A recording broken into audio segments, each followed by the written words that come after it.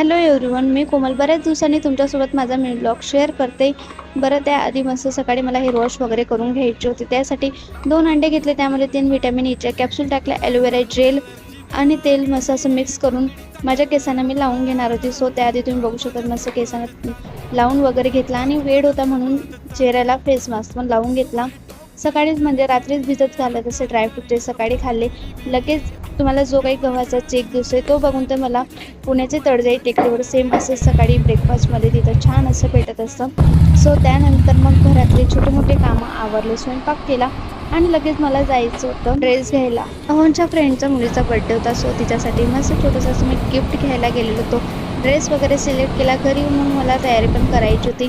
तयारी करायच्या आधी मस्त माझ्या चेहऱ्यावर आईस चोट फिरून घेत असते. मी पण रेडी झाली. मस्त गार्डनला तिचा बर्थडे होता. बर्थडे गर्ल मस्त इकडे खेळत होते आणि लगेच बर्थडेची सुरुवात केली. खरंच खूपच छान डेकोरेशन होतं.